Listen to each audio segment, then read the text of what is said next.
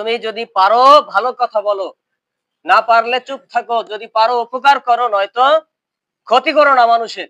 বিশ্বনবী সাল্লাল্লাহু আলাইহি সাল্লাম হাদিসের মধ্যে বলেন যে আমি ৪টা কাজ কখনোই ছাড়ি না। কয়টা কাজ? ৪টা কাজ বিশ্বনবী সাল্লাল্লাহু আলাইহি সাল্লাম কখনোই ত্যাগ করেন না। যে ব্যক্তি আল্লাহ তাআলার জিকির করে আর যে ব্যক্তি আল্লাহর জিকির করে না, তাদের মধ্যে পার্থক্য হলো এইরকম যে একজন মৃত ব্যক্তি আর একজন জীবিত ব্যক্তি। আপনি আবার সন্ধ্যা থেকে শুরু করে সকাল পর্যন্ত এমন কাজ করবেন যে কাজে আল্লাহ তাআলা খুশি হয়, শয়তান নারাজ হয়। এই কাজগুলোই কি? জিকির। ইমাম আবু হানিফা রহমতুল্লাহ আলাইহের একটা ঘটনা শুনেন, যে নাস্তিক একজন নাস্তিকের সাথে ডিবেট হবে, কনফারেন্স হবে, কথোপকথন হবে ইসলাম এবং তার ধর্ম নিয়ে। নাস্তিক তার যেটা বোঝে ওইটা নিয়ে সে কি করবে? তর্ক বিতর্ক করবে। অনেকে আসি জন্মদিন পালন করি, বার্থডে পালন করি, হ্যাঁ? তাহলে আমাদের জন্য কি এই বার্থডে পালন করা, মোমবাতি জ্বালানোর পরে এরপরে নিভাইয়া এটা আমল করা বেশি সওয়াবের নাকি রোজা রাখা সওয়াবের বলেন? তাহলে যে ব্যক্তি বার্থডে পালন করতেই চায় তার তো রাসূল সাল্লাল্লাহু আলাইহি ওয়াসাল্লামের আদর্শ নেওয়া দরকার, ঠিক কিনা বলেন? আজকে আমাদের আলোচনার বিষয় হচ্ছে জিকিরের ফজিলত সম্পর্কে। তো এই জিকিরের ফজিলত সম্পর্কে আমাদের আজকে আলোচনা। আল্লাহ পাক রব্বুল আলামিনের পবিত্র কালাম থেকে আমি একটি আয়াত তেলাওয়াত করেছি। সেখানে আল্লাহ পাক রব্বুল আলামিন বলেন, হে ঈমানদারগণ, তোমরা সর্ব অবস্থায় আল্লাহ তাআলার জিকির করো, অধিক পরিমাণে আল্লাহ তাআলার জিকির করো। জিকির মানে হচ্ছে স্মরণ। জিকির মানে কি? স্মরণ করা। আল্লাহ তাআলা বলেন যে তোমরা সর্ব অবস্থায় অধিক পরিমাণে আল্লাহ তাআলাকে স্মরণ করো, জিকির করো, সকাল থেকে সন্ধ্যা পর্যন্ত। সকাল থেকে সন্ধ্যা পর্যন্ত, আবার সন্ধ্যা থেকে সকাল পর্যন্ত। তাহলে আমরা জিকির বলতে যদি সুবহানাল্লাহ, আলহামদুলিল্লাহ, লা ইলাহা ইল্লাল্লাহ ইত্যাদি শব্দগুলোকে যদি আমরা বুঝি, তাহলে বান্দা আর আমল করতে পারে না। তাহলে সে শুধু ওই জিকিরই করবে আর দুনিয়ার কাজ করবে। তাহলে আর তার দ্বারা আমল করা সম্ভব না। সে যদি জিকির বলতে সমস্ত ধরনের ভালো কাজকে বোঝে, আল্লাহর স্মরণকে বোঝে, সবসময় দিলের মধ্যে অন্তরের মধ্যে আল্লাহর স্মরণ রাখাকে জিকির বলতে বোঝে, তাহলে তার দ্বারা ভালো ভালো কাজ করা সম্ভব, ঠিক কিনা বলেন? এখন আম বলতে যদি আমরা বুঝি যে আমাদের দেশ গ্রামে যে সমস্ত আম গাছ আছে এগুলোই আম গাছ, এছাড়া আর আম গাছ পৃথিবীতে নাই। তাহলে সে অন্যান্য দেশের যত আম আছে, যত সুস্বাদু ধরনের আম জাতীয় যত ফল আছে এগুলো সে আর খাবে না। সে এগুলোকে তো আম বলে স্বীকার করবে না। এজন্য সে তো আর আম হিসেবে খেতে পারবে না। পারবে? পারবে না। তাহলে জিকির বলতে, জিকির মানে হচ্ছে স্মরণ। জিকির আরবি শব্দ, এর অর্থ হচ্ছে কি? স্মরণ করা, মনে করা, মনের মধ্যে রাখা। তাহলে আল্লাহ তাআলার জিকির করা মানে সকাল থেকে সন্ধ্যা পর্যন্ত আপনি যেই কাজগুলো করবেন, এই কাজগুলোর মধ্যে আল্লাহ তাআলা অসন্তুষ্ট হয় এমন কোনো কাজ করা যাবে না। সেটাই জিকির। সেটাই কি? সেটাই জিকির। সেটাই জিকিরের অন্তর্ভুক্ত।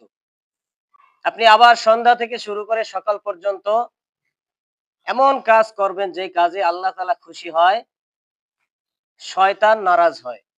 এই কাজগুলোই কি? জিকির। এই কাজগুলোই জিকির। জিকির বলতে আমরা তো শুধুমাত্র ধরা বাঁধা নিয়মের মধ্যে আবদ্ধ হয়ে গেছি যে সুবহানাল্লাহ, আলহামদুলিল্লাহ, লা ইলাহা ইল্লাল্লাহ ইত্যাদি এই কয়েকটা শব্দ, এর মধ্যে আমরা সীমাবদ্ধ হয়ে গেছি যে এগুলোই জিকির। কিন্তু জিকির বলতে আপনি যে আমলটাই করেন না কেন ওই আমলটাই আপনার জন্য জিকির। ওই আমলটাই কি? জিকির। আপনি নামাজ পড়বেন, নামাজ পড়া আপনার জন্য জিকির। নামাজ পড়া কি? এটাও জিকির। এটাও আল্লাহর জিকির। কেউ যদি বাবার দরবারে গিয়ে বাবাকে সেজদা দেয়, বাবার জন্য নামাজ পড়ে, তাহলে এটা হবে বাবার জন্য জিকির। কার জন্য জিকির? বাবার জন্য জিকির। আপনার মা মারা গেছে, বাবা মারা গেছে, আপনি বাবার জন্য কান্না করতেছেন, এটা হচ্ছে বাবার জন্য কান্না। আপনার মায়ের জন্য কান্না, মায়ের জন্য জিকির, তাদের জন্য জিকির। কারণ তাকে স্মরণ করে আপনি কান্না করতেছেন। তাই স্মরণ করা মানে কি? জিকির। তাহলে আপনি নামাজ পড়তেছেন, নামাজ আপনার জন্য কি? আল্লাহর জন্য জিকির। আপনি রোজা রাখতেছেন, রোজাও কি? আল্লাহর জন্য জিকির। আপনি দান করতেছেন, দান করাও কি? আল্লাহর জন্য জিকির। আপনি মানুষকে সহায়তা করতেছেন, এটাও আল্লাহর জন্য জিকির। মানুষকে আপনি ভালো কথা বলে নসিহত করতেছেন, এটাও আল্লাহর জন্য জিকির। আপনি একজনকে সাহায্য করলেন, একজন রাস্তায় হাঁটতে পারতেছে না, তাকে আপনি হাত ধরে আগাই দিলেন, রাস্তা পার করে দিলেন। আপনি নৌকা থেকে এক পার থেকে আরেক পারে আরেকজনকে পার করে দিলেন, যাতায়াতে পারাপার করে দিলেন, এটাও কি? আল্লাহর জন্য যদি হয়, এটাও কি? আল্লাহর জিকির। তাহলে জিকির বলতে আমরা সীমাবদ্ধ করে ফেলেছি, একটা গণ্ডির মধ্যে, একটা চার দেওয়ালের মধ্যে আবদ্ধ করে ফেলেছি জিকির শব্দটাকে। কিন্তু জিকির শব্দটা আসলে এতটা সংকীর্ণ না, এতটা সীমাবদ্ধ না। জিকির বলতে যত ধরনের ভালো কাজ আছে, সেটা যে কোনো ধরনের ভালো কাজ হতে পারে, সমাজ উন্নয়নমূলক হোক, মানুষকে সাহায্য করা হোক, মানুষকে ভালো পরামর্শ দিয়ে হোক, বুদ্ধি পরামর্শ দিয়ে। তাহলে যে কাজগুলো ভালো কাজ, এগুলোই কি? আল্লাহর জিকির। শুধুমাত্র আল্লাহর খুশির জন্য হতে হবে, মানুষকে দেখানোর জন্য, বান্দাকে দেখানোর জন্য, মানুষের কাছ থেকে বাহবা পাওয়ার জন্য, প্রশংসা পাওয়ার জন্য করলে সেটা আর আল্লাহর জিকির থাকে না। তাহলে জিকির বলতে সমস্ত ধরনের ভালো কাজকেই বোঝায়। আল্লাহর হাবিব সাল্লাল্লাহু আলাইহি ওয়াসাল্লাম বলেন যে, আমি কি তোমাদেরকে এমন একটা শ্রেষ্ঠ আমলের কথা বলবো না, যে আমলটার দাম আল্লাহ তাআলার কাছে সবচাইতে বেশি? সে আমলের দাম কিরকম? সবচাইতে বেশি আল্লাহ তাআলার কাছে। সে আমলটা আল্লাহ তাআলার কাছে সবচাইতে পবিত্র, সবচাইতে দামি, সবচাইতে কার্যকরী। আর এই আমলটা কিরকম? যে দান সদকা করা বা যে কোনো কাজের চাইতে, যে কোনো ভালো ভালো কাজের চাইতে সবচাইতে দামি। সাহাবারা বললেন যে, ইয়া রাসূলুল্লাহ, অবশ্যই বলেন। কেন বলবেন না? আল্লাহর হাবিব সাল্লাল্লাহু আলাইহি সাল্লাম বলেন যে, এটা হলো কি? আল্লাহ তাআলাকে স্মরণ করা, আল্লাহর জিকির। তাহলে যে ব্যক্তি সকালবেলা কাজে বের হয়, তার মধ্যে যদি জিকির থাকে, আল্লাহর স্মরণ থাকে, তাহলে সে কাজে বের হয়ে আরেকজনের মাল চুরি করতে পারবে? পারবে না। সে আরেকজনের জমি থেকে ফসল তুলে নিজের জমিতে আনতে পারবে? পারবে না। সে আরেক ভাইয়ের গাছের ফল না বলে পেরে খাইতে পারবে? পারবে না। তাহলে তার মধ্যে যদি আল্লাহর স্মরণ থাকে, আল্লাহর ভয় থাকে, আল্লাহর জিকির থাকে, তাহলে সে আরেকজনের ক্ষতি করতে পারবে না, বা আরেকজনের ক্ষতি করার চিন্তাও তার মনের মধ্যে আনবে না, সে আনতে পারবে না। কারণ সে একমাত্র ভয় করে কাকে? তাওয়াক্কালতু আলাল্লাহ। সে আল্লাহ তাআলার উপর ভরসা করে এবং আল্লাহকে ভয় করে। ওয়াত্তাকুল্লাহ, আল্লাহকে ভয় করে এবং আল্লাহর উপর ভরসা করে। তাহলে এজন্য ইমানদার বান্দার মধ্যে এই বৈশিষ্ট্য থাকতেই হবে, যে সে যেই কাজে করে না কেন, ওই কাজের মধ্যে কি? আল্লাহর খুশি, আল্লাহর ভয় থাকবে। তাহলে সেইটা যে কাজই হোক না কেন, ওই কাজটা আল্লাহর জিকিরে অন্তর্ভুক্ত হয়ে যাবে, আল্লাহর জিকিরে পরিণত হয়ে যাবে। তাহলে এই জন্য আমরা যেই কাজই করে না কেন, সকাল থেকে শুরু করে সন্ধ্যা পর্যন্ত, আবার সন্ধ্যা থেকে শুরু করে সকাল পর্যন্ত, প্রত্যেকটা কাজের মধ্যেই কার স্মরণ থাকতে হবে? আল্লাহর স্মরণ থাকতে হবে। আপনি কাজে বের হলেন, আপনি কাজে বের হয়ে আপনার মনের মধ্যে আল্লাহর ভয় থাকলো, আপনার মনের মধ্যে আল্লাহর স্মরণ থাকলো, আপনি মনে মনে আল্লাহর জিকির করলেন, সুবহানাল্লাহ বললেন, আলহামদুলিল্লাহ বললেন, আপনি কোরআন তেলাওয়াত করলেন, আপনি কোরআনের একটা অনুবাদ মুখস্থ আছে, আপনি ওইটা পড়লেন, হাদিস মুখস্থ আছে, ওইটা আপনি বারবার রিপিট করলেন, বারবার আপনি মুখের মধ্যে উচ্চারণ করতে থাকলেন। তাহলে এগুলো সব কিছুই কি? জিকির। এরপরে বিশ্বনবী সাল্লাল্লাহু আলাইহি ওয়াসাল্লাম বলেন, যে ব্যক্তি আল্লাহ তাআলার জিকির করে আর যে ব্যক্তি আল্লাহর জিকির করে না, তাদের মধ্যে পার্থক্য হলো এইরকম যে, একজন মৃত ব্যক্তি আর একজন জীবিত ব্যক্তি। তাহলে জিকির করে এবং জিকির করে না, তাদের মধ্যে পার্থক্য কেমন? নবীজি সাল্লাল্লাহু আলাইহি সাল্লামের ভাষ্য মতে যে, একজন ব্যক্তি জীবিত আর একজন ব্যক্তি মৃত। তাহলে যে ব্যক্তি জিকির করে তার জীবন আছে, যে জিকির করে তার কি জীবন আছে, তার মধ্যে প্রাণ আছে। আর যে ব্যক্তি জিকির করে না সে কি মৃত ব্যক্তির মতো, সে না পারে নড়াচড়া করতে, না পারে কিছু খাইতে, না পারে কিছু শুনতে, না পারে কিছু দেখতে, না পারে কিছু ধরতে, না পারে কোনো জায়গায় হেঁটে যাইতে। তাহলে জিকির করা এবং না করার মধ্যে কত পরিমাণে তফাৎ দেখলেন তো। এই জন্য আমরা কি এই জিকির করতে রাজি আছি কিনা বলেন? তাহলে জিকির বলতে আমরা সীমাবদ্ধ করব না, আমরা কোরআন তেলাওয়াতকেও জিকির হিসেবে কি করব গ্রহণ করব, নামাজকেও আমরা জিকির হিসেবে গ্রহণ করব। দান সৎকার করা, মানুষকে ভালো পরামর্শ দেওয়া, মানুষের উপকার করার চেষ্টা করা। বিশ্বনবী সাল্লাল্লাহু আলাইহি ওয়াসাল্লাম বলেন যে তুমি যদি পারো ভালো কথা বলো, না পারলে চুপ থাকো, যদি পারো উপকার করো, নয়তো ক্ষতি করো না মানুষের। কিন্তু বর্তমান সময়ে আমাদের দেখা যায় যে আমরা উপকার করতে পারি আর না পারি, মানুষের ক্ষতি করার চেষ্টা অনেকেই করি। একজন মানুষ ভালো চলতেছে, ভালো খাইতেছে, ভালো পড়তেছে, ভালো পরিবেশে থাকতেছে, ভালো সম্মান নিয়ে বেঁচে আছে, তার সম্মান কিভাবে ক্ষুণ্ণ করা যায়, তাকে কিভাবে ক্ষতিগ্রস্ত করা যায়, তাকে কিভাবে ক্ষতির মধ্যে সামিল করা যায়, ক্ষতির মধ্যে ঠেলে দেওয়া যায়, এরকম চিন্তা ভাবনা অনেক আল্লাহর অলির মধ্যে আছে না নাই বলেন? এদেরকে আমি আল্লাহর অলি বললাম। তাহলে একটা বিষয় মাথায় রাখতে হবে আমাদের, যে আল্লাহর এক ওয়াক্ত নামাজ, আল্লাহর একটা ইবাদত আপনি না করতে পারলেন কোনো সমস্যা নাই, কিন্তু একজন বান্দার বিনা দোষে আপনি যদি একজন বান্দার ক্ষতি করেন, তাহলে এই ক্ষতির গুনাহ মাফ হবে? হবে না। কিয়ামতের দিন আল্লাহ তাআলা বলবে, বান্দা তুমি অমুকের ক্ষতি করছো, তারে ডাকো। ডাকবে, বান্দা তোমার ক্ষতি করছে, তোমার টাকা পয়সা চুরি করে খাইছে, গাছের ফল নিয়ে খাইছে, তোমার মান সম্মান নষ্ট করছে, তুমি বিচার করে নাও। তখন বলবে যে হে আল্লাহ, আমার বিচার করেন আপনি। বলবে যে না, আমি বিচার করতে পারবো না। যার ক্ষতি করছো, যাকে কষ্ট দিছো কথা বলে, কাজের মাধ্যমে, যার রিজিক নষ্ট করছো, যার আত্মসম্মান নষ্ট করে দেওয়ার চেষ্টা করছো, পায়তারা করছো, তার কাছ থেকে মাপ চাও। তখন ওই সময় তো টাকা ফেরত দেওয়া যাবে না, গাছের ফল ফেরত দেওয়া যাবে না, তখন আর মান সম্মান ফিরিয়ে দেওয়া যাবে না, যাবে? যাবে না। তখন তার তরফ থেকে নেকি দিয়ে দেওয়া হবে। নাউজুবিল্লাহ। তখন ওই ব্যক্তি বুজুর্গ হতে পারে, আল্লাহওয়ালা হতে পারে, অনেক আমলদার হতে পারে, কিন্তু দেখা যাবে যে আমল দিতে দিতে শেষমেশ তার আমল নামা শূন্য হয়ে গেছে, কি জিরো, এরপর জাহান্নাম। তাহলে জন্য আল্লাহর এক ওয়াক্ত নামাজ একটা ইবাদত আপনি না করতে পারেন, কোনো সমস্যা নাই, কিন্তু বান্দার হকের দিকে আমাদের, বান্দার অধিকারের দিকে আমাদের লক্ষ্য রাখতে হবে। একজন মানুষকে অন্যায় ভাবে আপনি কি করতেছেন, জুলুম করতেছেন, তার ক্ষতি করতেছেন। সে আপনার কোনো ক্ষতি করে নাই, কিন্তু আপনি তার ক্ষতি করতেছেন। একজন মানুষ কোনো ক্ষতি করে না, তার রিজিক বন্ধ করে দিতেছেন, তার ইনকামের সোর্স আপনি বন্ধ করার চেষ্টা করতেছেন, একজনের মান সম্মান নিয়ে টানাটানি করতেছেন, তাহলে এইটা কিন্তু আল্লাহ মাফ করবে না। আপনি মরার আগে যদি পারেন তার কাছ থেকে মাপ চাইয়ে যাবেন, নয়তো কিয়ামতের দিন ধরা। তাহলে এই জন্য আমাদের সাবধান হতে হবে। তাহলে যে কথা বলতেছিলাম যে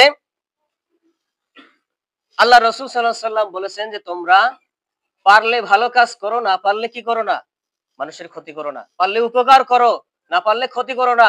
পারলে ভালো কথা বলো, না পারলে মন্দ কথা বলিও না, চুপ থাকো। কারণ বিশ্বনবী সাল্লাল্লাহু আলাইহি সাল্লাম বলেন, যে চুপ থাকে সে নাজাত পায়। সে কি পায়? নাজাত পায়। তাহলে এজন্য একজন মানুষ আমাকে থাপ্পড় দিয়ে গেল, আমি যদি কিছু না বলি, তাতে কি আমি মরে যাব? মরে যাব না, আমার কোনো ক্ষতি হবে না, ওই ব্যক্তি ক্ষতির মধ্যে একদিন না একদিন পড়বে। তাহলে এজন্য আমরা যেন এই বিষয়ে খেয়াল রাখতে পারি, আল্লাহ তাআলা আমাদের তৌফিক দান করুন। যে হাদিসটা বলতেছিলাম যে আল্লাহ রাসূল সাল্লাল্লাহু আলাইহি সাল্লামের, যে ব্যক্তি জিকির করে, জিকির বলতে এই যে সব ভালো ভালো কাজ আছে এগুলো জিকিরের অন্তর্ভুক্ত, এগুলো যারা করে তারা জীবিত মানুষের মতো। আর যে ব্যক্তি এগুলো ভালো কাজ করে না, মন্দ কাজ করার চেষ্টা পায় তারা চালিয়ে যায়, তারা মৃত মানুষের মতো। তাহলে মৃত মানুষের যেমন কোনো আমল থাকে না, যেমন কোনো ইনকাম থাকে না, ওই মৃত মানুষের দুনিয়ার জীবিত পরিবারের কাছেও তার কোনো দাম নাই। দাম আছে? কোনো দাম নাই। মারা গেলে এবার তাড়াতাড়ি কি করো, দাফন করার ব্যবস্থা করো। তারে আর দেখলেও ভয় লাগে। দেখলেও কি করে, যে আপনজন একসাথে ঘুমাইছে, সেই আপনজনও দেখতে পারে না, ভয়তে কাঁপে থরথর করে। তাড়াতাড়ি সামনে থেকে লাশটা সরাও। দেখতে পারে না ভয়তে। তাহলে মৃত মানুষের দুনিয়ার আপনজনের কাছেও দাম নাই, কারণ তার ইনকাম নাই।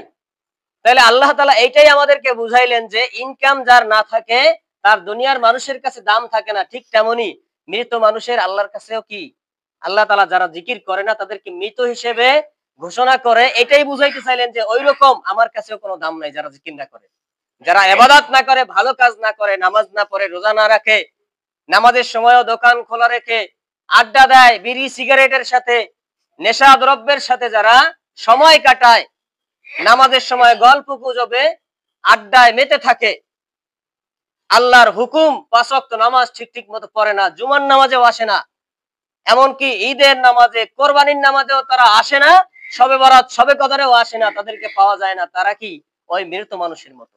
তাদেরকে দেখলে শয়তান পর্যন্ত ভয় পায়। শয়তান একজন বেনামাজি দেখলে কি করে, ৪০ হাত অথবা ৪০ গজ দূরত্ব থেকে বজায় রেখে চলে। কারণ শয়তান কি বলে জানেন, যে আমি আল্লাহ তাআলার একটা হুকুম অমান্য করার কারণে আল্লাহ পাক রব্বুল আলামিন আমাকে মরদুদ শয়তান হিসেবে, স্থায়ী জাহান্নামী হিসেবে আখ্যায়িত করে দিয়েছেন, আমাকে জাহান্নামী বানিয়ে দিয়েছেন। আর তুমি দৈনিক আল্লাহ তাআলার ৫ ওয়াক্ত নামাজে কয়টা ফরজ? ১৭টা ফরজ। ১৭ বার আল্লাহর হুকুম, ১৭টা হুকুম অমান্য করতেছো, লঙ্ঘন করতেছো, তোমার উপরে তো যে কোনো সময় গজব নাজিল হবে, ঠিক কিনা বলেন? তাহলে একটা হুকুম অমান্য করার কারণে ইবলিস শয়তান হয়ে গেছে, চির জাহান্নামী হয়ে গেছে। ইবলিস দূর থেকে সেলুট দেয়, তুমি আমার বাবা না, তুমি আমার দাদা, তোমার দ্বারে কাছেও আমি ঘেসবো না। কারণ ওই দেখেন না বড় বড় ট্রাকের পিছনে লেখা থাকে কি, ১০০ হাত দূরত্ব বজায় রাখুন, লেখা থাকে না, ১০০ হাত দূরে থাকুন। তার কারণ এইখানে যে কোনো সময় একটা দুর্ঘটনা ঘটতে পারে। এই ইঞ্জিন গরম থাকে, চালিত অবস্থায় গরম থাকে, হিট থাকে প্রচুর পরিমাণে, এখানে ধারে কাছেও এই জন্য সাধারণ মানুষকে যেতে দেয় না। এই জন্য লেখা থাকে যে দূরত্ব বজায় রাখুন। তাহলে ইবলিস শয়তান ওইরকম দূর থেকে সেলুট দেয় যে তুমি আমার বাবা না, তুমি আমার দাদা, আমি একটা হুকুম অমান্য করার কারণে চির জাহান্নামী হয়ে গেছি, আর তুমি তো দৈনিক ১৭টা হুকুম অমান্য করতেছো, তোমার উপরে যে কোনো সময় আল্লাহর লানত, আল্লাহর গজব নাজিল হতে পারে, নাউজুবিল্লাহ। এর জন্য যারা নামাজ পড়ে না আর বলে আমাদের ঈমান ঠিক আছে, তারা কত বড় আল্লাহর ওলি চিন্তা করেন এখন। এজন্য তাদের বোঝা দরকার যে নামাজ পড়ি না, আল্লাহ তাআলা আমাদেরকে বানাইছেন, তার তো একটা উদ্দেশ্য আছে, নাকি বলেন? আমরা মোবাইল কিনি, ফ্যান কিনি, বাতি কিনি, ল্যাপটপ, কম্পিউটার, যে কোনো জিনিস কিনি, এক একটা উদ্দেশ্য থাকে, কিনা বলেন? মোবাইলের মাধ্যমে দূরে কথা বলবো, দূরের মানুষের সাথে যোগাযোগ করব, ল্যাপটপের মাধ্যমে অনেক কাজ করব, ফ্যানের মাধ্যমে আমাদের বাতাস দেবে, বাতির মাধ্যমে আমাদের আলো আমরা পাবো, ঠিক কিনা বলেন? এরকম করে করে এক একটা জিনিস আমরা এক একটা কাজের জন্য কিনি। ওই কাজ যখন ওই জিনিসের দ্বারা, ওই বস্তুর মাধ্যমে হাসিল না হয়, আমরা না পাই, তখন ওই জিনিসকে আর কেউ আস্ত রাখে? রাখে না। কেউ ফেলে দেয়, নয়তো ভেঙে ফেলে, নয়তো পানির মধ্যে চুবায়। তাহলে আল্লাহ তাআলাও আমাদেরকে বানিয়েছেন, তৈরি করছেন, এর তো একটা উদ্দেশ্য আছে, নাকি বলেন? নাকি বিনা উদ্দেশ্যে, বিনা কারণে বানাইছেন? বিনা কারণে বানান নাই। তাহলে আল্লাহ তাআলা আমাদেরকে বানাইছেন শুধুমাত্র একটা কারণে, জিন এবং মানুষকে আল্লাহ তাআলার ইবাদতের জন্য। কার ইবাদতের জন্য? স্বয়ং আল্লাহ সুবহানাহু ওয়া তাআলার ইবাদতের জন্য। আমরা মনে করি যে আমরা ইনকাম করি, আমরা খাই, আল্লাহ আবার খাওয়ায় কোন সময়? অনেকে বলে না যে খাই আমরা, ইনকাম করি আমরা, আল্লাহ খাওয়ায় কোন জায়গায় দিয়ে? আল্লাহ খাওয়ায় কিভাবে? কিন্তু আপনি এই জিনিসটা চিন্তা করলেন না। আপনি তো ইনকাম করেন, আপনি মাথার ঘাম পায়ে ফেলান শুধুমাত্র, কিন্তু জমিনে যে আপনি ধানের বীজ বপন করে আসছেন, ওইটা বড় বানাইছে কিনা? আপনার দাদা গিয়ে বড় বানাইছে, না আমার দাদাই বড় বানাইছে, না সরকারে বড় বানাইছে বলেন? না আমি প্রতিদিন যাই ওইখানে রাবার বাইন্ধে এরপরে টানছি প্রতিদিন ১ ঘন্টা করে? কেউ এরকম কাজ করছে? করে নাই। তাহলে এই গাছটাকে বড় বানাইলো। আম গাছ লাগাইলেন ছোট, বড় হইয়া এরপরে ফল দিতেছে, কে বানাইছে? এই সিস্টেমটা কে তৈরি করে দিছে? একা কি হইছে? হয় নাই। ইমাম আবু হানিফা রহমতুল্লাহ আলাইহির একটা ঘটনা শুনেন, যে নাস্তিক একজন নাস্তিকের সাথে ডিবেট হবে, কনফারেন্স হবে, কথোপকথন হবে ইসলাম এবং তার ধর্ম নিয়ে। নাস্তিক তার যেটা বোঝে ওইটা নিয়ে সে কি করবে? তর্ক বিতর্ক করবে। এখন ইমাম আবু হানিফাকে দাওয়াত দেওয়া হইলো যে আপনি অমুক টাইমে আসবেন অমুক জায়গায়। এখন ইমাম আবু হানিফা একটু নিজে নিজে কি করলেন? দেরি করে আসলেন, প্রায় অনেক দেরি করে আসলেন। এখন ওদিকে নাস্তিক তো এমনিই মাথা গরম থাকে নাস্তিকদের।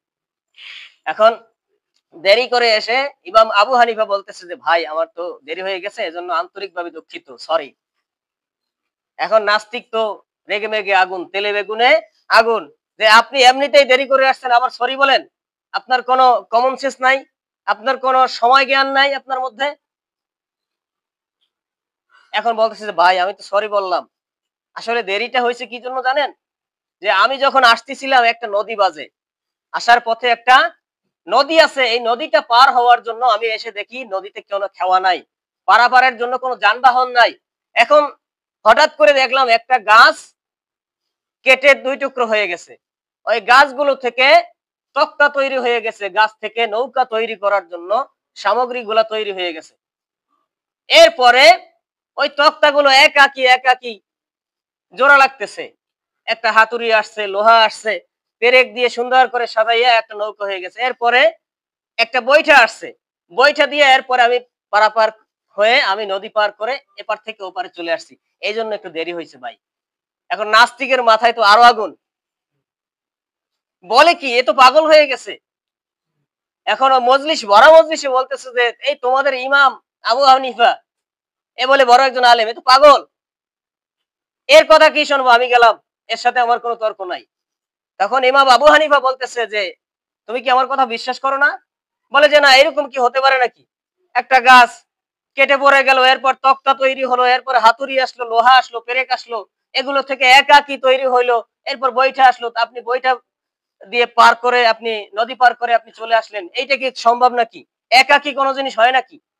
ইমাম আবু হানিফা বলতেছে যে সাধারণত একটা নৌকা যদি একাকী তৈরি না হয় একটা গাছ থেকে, তাহলে এই টোটাল বিশ্ব জগৎ একাকী কিভাবে তৈরি হয়? সুবহানাল্লাহ। নাস্তিক তো মাথায় হাত। আসলেই তো, আসলেই তো এত সুন্দর পৃথিবী কোন সৃষ্টিকর্তা ছাড়া, স্রষ্টা ছাড়া কিভাবে তৈরি হয়? তখন ওই নাস্তিক বুঝতে পারলেন যে আসলে আমার ভুল হয়েছে। তখন তিনি ইমাম আবু হানিফার কাছে ক্ষমা চাইলেন এবং তার কাছে বললেন যে ভাই আপনি আমাকে কালেমা পড়ে মুসলমান বানিয়ে দিন। সুবহানাল্লাহ। তাহলে এজন্য কোন সৃষ্টিকর্তা ছাড়া কোন জিনিস তৈরি হয় না, এবং কোন জিনিস তৈরি হলে যে সৃষ্টিকর্তা থাকে তার একটা উদ্দেশ্য থাকে। তাহলে আল্লাহ পাক রব্বুল আলামিন আমাদেরকে বানাইছেন। আমরা মনে করতে পারি যে আমরা ইনকাম করি, আমরা খাই, কিন্তু খাওয়ানোর মালিক আল্লাহ। আপনি চেষ্টা করতে পারেন, কিন্তু ফল দেওয়ার মালিক আল্লাহ, ফসল দেওয়ার মালিক আল্লাহ। তাহলে সেই আল্লাহ তাআলা আমাদেরকে একটা উদ্দেশ্য নিয়ে বানাইছেন, তার ইবাদত করার জন্য। আপনি নামাজ পড়বেন না, রোজা রাখবেন না, আল্লাহর ইবাদত করবেন না, দাড়ি রাখবেন না, টুপি মাথায় দেবেন না, পাঞ্জাবি পরবেন না, আর আপনি জান্নাতে যাইতে চাইবেন, এতটা সহজ না। এতটা সহজ মনে করবেন না। আপনি আল্লাহর বিরুদ্ধে চলবেন আজীবন, বৃদ্ধ বয়সে আপনি আল্লাহর কাছে এসে ধর্ণা দেবেন, এতটা সহজ না। আজীবন আপনি আল্লাহর বিরুদ্ধে চলছেন, মসজিদ মাদ্রাসার বিরুদ্ধে কথা বলছেন, আলেম ওলামার বিপক্ষে সাক্ষী দিচ্ছেন, আলেম ওলামার বিপক্ষে সাক্ষী দিয়ে তাদেরকে লাল দালানে ঢুকাই দিয়েছেন, তাদেরকে ফাঁসির কাজ পর্যন্ত পৌঁছে দিয়েছেন। আপনি মনে করছেন বৃদ্ধ বয়সে সব মাফ হয়ে যাবে? এতটা সহজ না। আল্লাহ রাসূল সাল্লাল্লাহু আলাইহি ওয়াসাল্লাম বলেন যে তোমার যৌবনটা তুমি আল্লাহর পথে দিয়ে দাও। বৃদ্ধ বয়সে তুমি ইবাদত না করতে পারলেও বৃদ্ধ বয়সে আমল, ইবাদতের সওয়াব তোমার আমলনামায় অটোমেটিক্যালি লেখা হবে। সুবহানাল্লাহ। তাহলে যেন যে সময় আল্লাহকে দেওয়া দরকার সেই সময় আল্লাহকে দিতেছি না, আল্লাহর বিপক্ষে চালাইতেছি। আর যে সময় আল্লাহ বলে যে এই সময় কাজ করার দরকার নেই, ইবাদত করার দরকার নেই, ওই সময় আল্লাহর কাছে নাক জাগাই। হ্যাঁ, এত সোজা না। তাহলে যেন যে কথা বলতেছিলাম যে নামাজ, রোজা এগুলো আল্লাহর জিকির, এগুলো কি আল্লাহর জিকির। আর যারা নামাজ পড়তে আসে না তারা কি আসলে গাফেল, তারা আসলে ক্ষতিগ্রস্তদের অন্তর্ভুক্ত হয়ে গেছে। তাহলে আমরা কি করব? এই জিকির আজকার বলতে যত আমল আছে এগুলো করার চেষ্টা করব। বিশ্বনবী সাল্লাল্লাহু আলাইহি ওয়াসাল্লাম বলেন যে শয়তান মানুষের কলবের মধ্যে বাসা বাঁধে। কি করে? বাসা বাঁধে। তো মানুষ যখন ভালো কাজ করে, দান করে, সদকা করে, কোরআন তেলাওয়াত করে, জিকির করে, সুবহানাল্লাহ, আলহামদুলিল্লাহ, নফল নামাজ পড়ে, ফরজ নামাজ পড়ে, তখন আল্লাহ পাক রব্বুল আলামিনের তরফ থেকে ওই শয়তানগুলো দূর হয়ে যায়। সুবহানাল্লাহ। তখন আল্লাহ তাআলা ওই শয়তানকে কি করে? দূরীভূত করে দেয়। বিশ্বনবী সাল্লাল্লাহু আলাইহি সাল্লাম বলেন যে প্রত্যেক জিনিস পরিষ্কার করার জন্য এক একটা বস্তু থাকে। লোহা পরিষ্কার করার জন্য র‍্যাত আছে, আছে না? এক একটা জিনিস পরিষ্কার করার জন্য কাঠ বা লোহা পরিষ্কার করার জন্য সিরিজ কাগজ আছে বিভিন্ন ধরনের, এরকম করে করে এক একটা জিনিস পরিষ্কার করার জন্য এক একটা দ্রব্য আছে। ঠিক তেমনি মানুষের কলবে, বান্দার কলবে যখন ঝং ধরে যায়, মরিচা পড়ে যায়, অন্যায় করতে করতে, গুনাহ করতে করতে, পাপের কাজ করতে করতে যখন দিলের মধ্যে যখন জখম হয়ে যায়, কালেমা পড়ে যায়, দাগ হয়ে যায়, দিলটা পচে যায়, মরে যায়, তখন ওই মৃত দিলটাকে, মুর্দা দিলটাকে জিন্দা করার জন্য একটাই উপায় আছে, সেটা হলো কি? আল্লাহর জিকির। আল্লাহর জিকির, কোরআন তেলাওয়াত, নামাজ পড়া, দান করা, সদকা করা। বিশ্বনবী সাল্লাল্লাহু আলাইহি সাল্লাম বলেন, যার মনের মধ্যে শান্তি নাই সে যেন এতিমের মাথায় হাত বুলিয়ে দেয়। কি করে? সে যেন এতিমের মাথায় হাত বুলিয়ে দেয়, সে যেন বেশি বেশি করে দান করে। আল্লাহর হাবিব সাল্লাল্লাহু আলাইহি সাল্লাম বলেন যে আল্লাহ পাক রব্বুল আলামিনের কাছে সবচাইতে বেশি প্রিয় হলো গোপন দান করা। কি করা? গোপন দান করা। আর এই গোপন দান আল্লাহ পাক রব্বুল আলামিনের সাথে কোনো বান্দার যদি মনে করেন মনোমালিন্য থাকে, মানে আল্লাহ তাআলা কোনো বান্দার প্রতি নারাজ হয়ে যায়, তাহলে ওই বান্দা আল্লাহর নৈকট্যবর্তী, নিকটবর্তী সান্নিধ্য পেতে পারে শুধুমাত্র একটা কাজের মাধ্যমে, সেটা হলো গোপন দান। কারণ গোপন দান আল্লাহ তাআলার ক্রোধকে, আল্লাহ তাআলার রাগ গোসাকে কমিয়ে দেয়। সুবহানাল্লাহ। আল্লাহ তাআলার ক্রোধকে, রাগকে পানির মতো করে দেয়। সুবহানাল্লাহ। তাহলে এজন্য এই আমল বেশি বেশি করার দরকার আছে না নাই বলেন? তাহলে দিলের মধ্যে যদি মরিচা পড়ে যায়, দিলের মধ্যে যদি দাগ পড়ে যায়, তাহলে এটা দূর করার জন্য আমাদের সবচেয়ে বড় হাতিয়ার কি? জিকির। জিকির বলতে যত ধরনের আমল আছে। এরপরে বিশ্বনবী সাল্লাল্লাহু আলাইহি সাল্লাম হাদিসের মধ্যে বলেন, যখন কোন সম্প্রদায় জিকির করতে বসে, অর্থাৎ আল্লাহর স্মরণ করে, নামাজ পড়ে, রোজা রাখে, দান সদকা করে, ভালো ভালো কাজ করে, মানুষকে ভালো উপদেশ দেয়, মানুষ না খেয়ে থাকলে তাকে খাদ্য দেয়, পরামর্শ লাগলে পরামর্শ দেয়, যার যে সহায়তা দরকার তার সামর্থ্য অনুযায়ী ওইভাবে সে সহায়তা করে, তখন আল্লাহ হাবিব সাল্লাল্লাহু আলাইহি সাল্লাম বলেন যে তাদের উপরে আল্লাহ পাক রব্বুল আলামিনের একদল ফেরেশতা তাদের উপরে রহমত বর্ষিত করতে থাকে। সুবহানাল্লাহ। এবং তাদেরকে তওয়াফ করতে থাকে। আমরা যেমন করে দেখেন না যে হাজী সাহেবরা কাবা ঘরে গিয়ে কাবা ঘরের চারপাশে তওয়াফ করতে থাকে, ঠিক তেমনি আল্লাহর রহমতের ফেরেশতারা ওই সব বান্দাদেরকে চারপাশ থেকে ঘিরে রাখে রহমতের দ্বারা, আর তওয়াফ করতে থাকে ঘুরে ঘুরে। সুবহানাল্লাহ। বিশ্বনবী সাল্লাল্লাহু আলাইহি সাল্লাম হাদিসের মধ্যে বলেন যে আমি চারটা কাজ কখনোই ছাড়ি না। কয়টা কাজ? চারটা কাজ বিশ্বনবী সাল্লাল্লাহু আলাইহি সাল্লাম কখনোই ত্যাগ করেন না। এর মধ্যে এক নাম্বার হলো আশুরার রোজা। কিসের রোজা? আশুরার দিনের রোজা। এই আশুরার দিনের রোজার ফজিলত অনেক, এর তাৎপর্য অনেক, অসীম। তাহলে এই আশুরার রোজা আমরাও কি করব? আমাদের সামনে যখন আসবে আমরা কি করব না? ত্যাগ করব না। এটা সম্মান সূচক ভাবে, সম্মানের সাথে এটাকে মর্যাদার সাথে আমল করার চেষ্টা করব, পালন করার চেষ্টা করব। রাজি আছেন ইনশাআল্লাহ? এরপরে বিশ্বনবী সাল্লাল্লাহু আলাইহি সাল্লাম বলেন যে ২ নম্বর আমল হলো জিলহজ মাসের প্রথম ৯ দিনের রোজা। কি মাসের রোজা? জিলহজ মাসের প্রথম ৯টা রোজা। তাহলে এই ৯টা রোজা বিশ্বনবী সাল্লাল্লাহু আলাইহি সাল্লাম কখনোই ছাড়েন নাই, কখনোই কি করেন নাই? ত্যাগ করেন নাই। এই ৯টা রোজা সম্মানের সাথে এই ৯টা রোজা রাখার চেষ্টা করছেন। সুবহানাল্লাহ। এরপরে ৩ নাম্বার আমল হলো বিশ্বনবী সাল্লাল্লাহু আলাইহি সাল্লাম প্রত্যেক মাসে ৩টা করে রোজা রাখতেন। কয়টা করে? ৩টে করে, যেটাকে আয়ামে বীজ বলা হয়। আরবি মাসের ১৩, ১৪ এবং ১৫ তারিখের রোজা। কত তারিখের? ১৩, ১৪ এবং ১৫ তারিখের, চন্দ্র মাসের, আরবি মাসের। তাহলে এই ৩টা রোজা রাখলে অনেক ফজিলত আছে। তাহলে এই ৩টা রোজাও বিশ্বনবী সাল্লাল্লাহু আলাইহি সাল্লাম সম্মানের সাথে রাখতেন। এমনকি বিশ্বনবী সাল্লাল্লাহু আলাইহি সাল্লাম সোমবার এবং বৃহস্পতিবারেও রোজা রাখতেন। আল্লাহর হাবিব সাল্লাল্লাহু আলাইহি সাল্লাম বলেন যে সোমবার এবং বৃহস্পতিবার আল্লাহ তাআলার রহমতের দরজাগুলো আল্লাহ তাআলা খুলে দেন। সুবহানাল্লাহ। অর্থাৎ জান্নাতের যত দরজা আছে এই দরজাগুলো সোমবার এবং বৃহস্পতিবারে আল্লাহ তাআলা খুলে দেন। আবার বিশ্বনবী সাল্লাল্লাহু আলাইহি সাল্লাম আরেক হাদিসে বলেন যে আমি সোমবার রোজা রাখি এইজন্য যে আল্লাহ পাক রব্বুল আলামিন আমাকে দুনিয়ায় এই সোমবার প্রেরণ করেছেন। সুবহানাল্লাহ। এইজন্য আমি শুকরিয়া স্বরূপ আমার জন্ম তারিখে আমি রোজা রাখি। আমাকে যেহেতু সোমবার আল্লাহ তাআলা প্রেরণ করছেন, এজন্য সোমবার যেদিনকেই সোমবার আসে সোমবার আমি রোজা রাখি। তাহলে এইজন্য আমরা যারা অনেকে আছি জন্মদিন পালন করি, বার্থডে পালন করি, হ্যাঁ? তাহলে আমাদের জন্য কি এই বার্থডে পালন করা, মোমবাতি জ্বালানোর পরে এরপরে নিভাইয়া এটা আমল করা বেশি সওয়াবের নাকি রোজা রাখা সওয়াবের বলেন? তাহলে যে ব্যক্তি বার্থডে পালন করতেই চায় তার তো রাসূল সাল্লাল্লাহু আলাইহি ওয়াসাল্লামের আদর্শ নেওয়া দরকার, ঠিক কিনা বলেন? সে তো ওই মোমবাতি নিভাইয়া তার জীবনে আনন্দ উল্লাস করার কিছু মানে হয় না। কারণ তার জীবন থেকে একটা বছর অতিবাহিত হয়ে গেছে, সে তাতে আনন্দের কি আছে? তাতে আনন্দ করে কি লাভ? আপনার একটা বছর গত হয়ে গেছে, আপনি সেখানে আনন্দ করতেছেন যে ১ বছর আমার পূর্ণ হয়েছে। আবার ২ বছর পরে আপনি আনন্দ করতেছেন ২ বছর পূর্ণ হয়েছে, ১০ বছর পূর্ণ হয়েছে। অথচ আপনি এই জিনিসটা চিন্তা করলেন না, আপনার জীবন থেকে ১০ টা বছর বিগত হয়ে গেছে, চলে গেছে। আপনি কি করতে পারছেন? কি সঞ্চয় করতে পারছেন আর কি পারেন না, এই হিসাবটা করা দরকার। ঠিক কিনা বলেন? কিন্তু আমরা রাসূল সাল্লাল্লাহু আলাইহি ওয়াসাল্লামের আদর্শ গ্রহণ করতে চাই না। আমরা আদর্শ গ্রহণ করি সেই বিধর্মীদের। বিধর্মীরা মোমবাতি জ্বালাইয়া এরপরে ফু দিয়ে নিভায় আর আনন্দ উল্লাস করে, জন্মদিন পালন করে। কতটা বোকা মানুষ, হতভাগ্য জাতি, চিন্তা করেন। এদের নসিবটা দুর্ভাগা হবে না কার হবে? এদেরকে আল্লাহ তাআলা বিপদের মধ্যে রাখবে না কাদেরকে রাখবে?